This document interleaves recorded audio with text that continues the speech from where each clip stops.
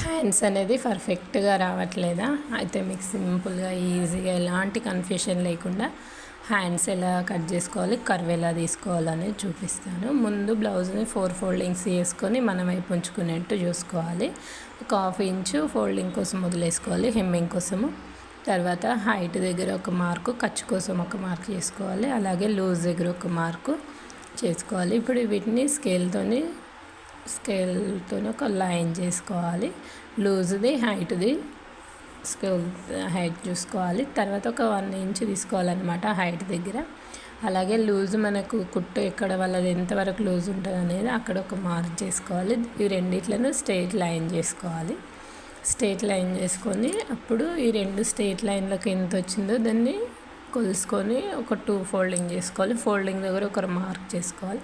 తర్వాత మళ్ళీ ఒక ఫోల్డింగ్ చేసుకొని మళ్ళీ ఒక మార్క్ చేసుకోవాలి. మళ్ళీ దీన్ని ఇక్కడ నుంచి ఇక్కడికి మళ్ళీ ఒక ఫోల్డింగ్, ఇలా 3 మార్క్స్ వస్తాయి అన్నమాట. ఈ 3 మార్క్స్ని ఎలా కలుపుకోవాలంటే ఈ స్కేల్ ఉంటుంది కదా, ఇది మీషోలో అయినా అవైలబుల్ ఉంటుంది. ఇప్పుడు ఈ 3 డాట్స్ ఒక దగ్గర కలవాలన్నమాట. ఈ 3 డాట్స్ కలిసి ఇట్లా కలిసిన దాన్ని ఒకటి తిప్పుకోవాలి. అలాగే పైన సైడ్ ముందు మార్క్ చేసుకోవాలి. తర్వాత కింది సైడ్ కలిసేట్టు ట్రై చేయాలన్నమాట.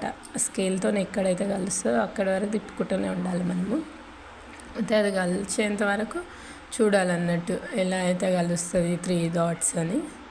అలా వీడియోలో చూపిస్తున్న విధంగా అలా 3 డాట్స్ ఇట్లా, అంటే మనకు అది ఎక్కడి నుంచి ఎక్కడికి వస్తుంది 3 డాట్స్ ఎట్లా కలుస్తాయి అనేది ఖచ్చితంగా చూసుకోవాలన్నమాట. ఇట్లా వీడియోలో చూపిస్తున్న విధంగా ఇప్పుడు షేప్ అనేది ఎంత మంచిగా వస్తుంది చూడండి. మనం ఆ స్కేల్ యూజ్ చేయక ఈ మార్క్స్ వేసుకోకపోతే మనకు షేప్ అనేది ఒక సైడ్ ఎత్తుగా ఒక సైడ్ వంపుగా ఇలా వస్తుంది కదా. ఇప్పుడు 2 ఇంచెస్ ఖర్చు కోసం వదిలేసుకొని ఇప్పుడు సంక బట్ట పడుతుంది అన్నట్టు. ఇక్కడ ఇలా సింపుల్గా చూసుకోవాలన్నమాట. ఎందుకంటే మనం ఇలా మార్క్స్ వేసుకోవడం వల్ల డైరెక్ట్ హైట్ తీసుకుంటే అది ఎక్కడికో ఒకటే ఎత్తు ఒకటి వంపు వస్తుంది కదా. అలా మార్క్స్ చేసుకోవడం వల్ల మనకి ఈజీ అయిపోతుంది అన్నమాట.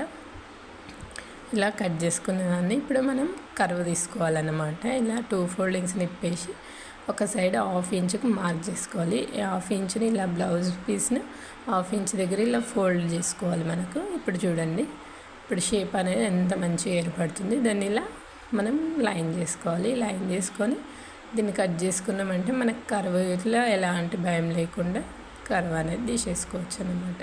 సింపుల్గా ఇక్కడ ఎక్కడైతే కర్వ్ తీసుకున్నామో దానికి ఇంటి మార్క్స్ పెట్టుకోవాలన్నమాట.